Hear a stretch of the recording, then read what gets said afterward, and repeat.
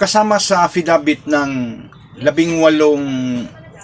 ex-Navy Marines, mga kababayan, ang umano'y pagkasangkot nitong ibang cabinet members ng Marcos administration na dinideliveran nila umano ng mali-malitang pera, mga kababayan. So papatuloy natin at itong affidavit nila na naglalaman ng 54 na salaysay ay himay-himayin natin ito na i-vlog ko na yung mga senador. So patuloy natin itong ibang cabinet secretaries.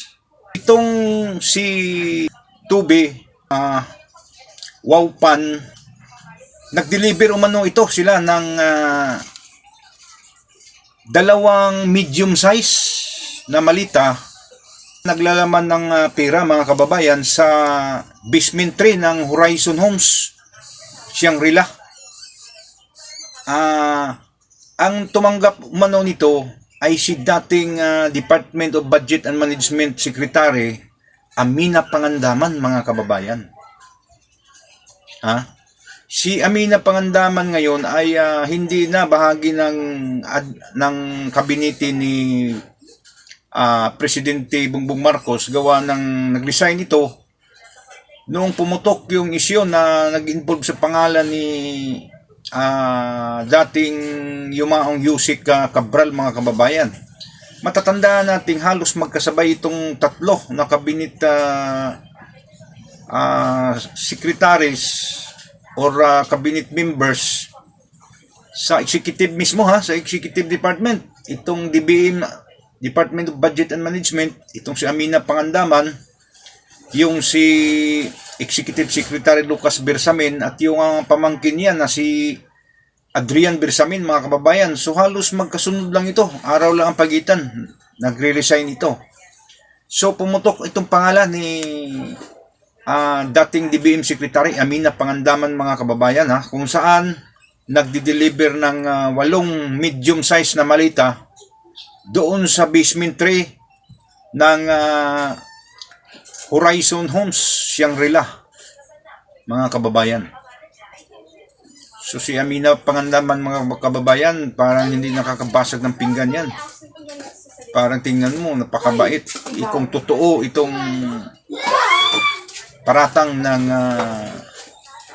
lumantad na 18 dating mga membro ng hukbong sandatahan ng Pilipinas, mga kababayan. Ewan ko lang. Ang sunod, mga kababayan, ay itong dating DPWH Secretary na si Manuel Bunuan, mga kababayan. So hindi nalingad sa ating kalaman.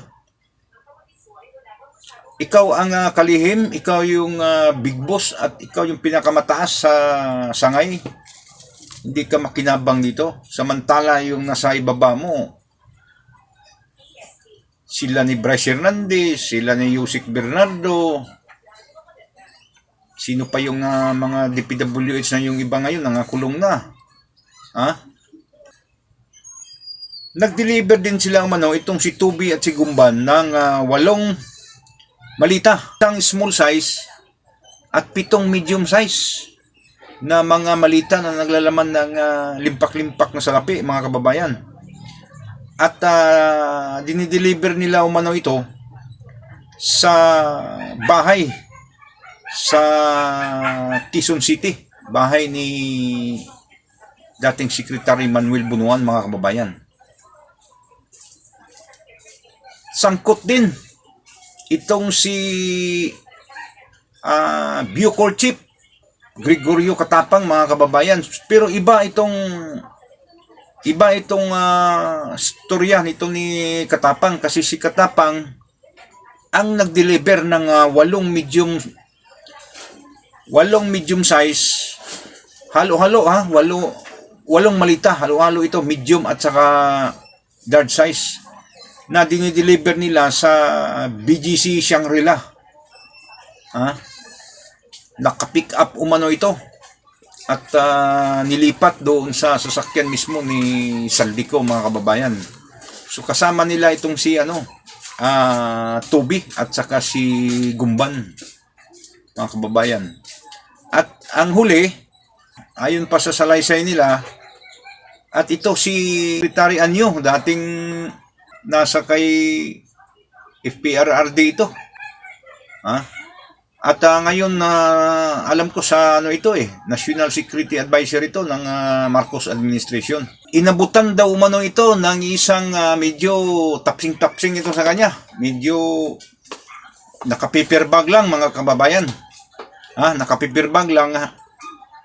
May meeting umano itong mga personalidad na ito kasama si dating Speaker Martin Romualdez, si Saldico, si Laila de Lima, at saka itong si Secretary Anyo.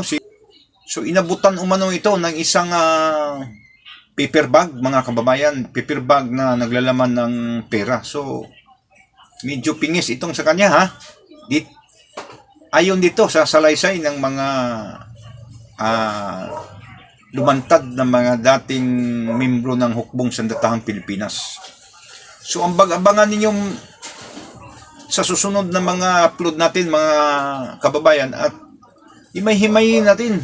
Meron pa tayong sunod, yung kay yung mga kongresista, isa-isahin natin, papangalanan natin ang mga kongresistang sangkot dito, yung mga nabibiyayaan ng malitang buwis ng taong bayan. Isunod natin itong mga buhayang kongresista.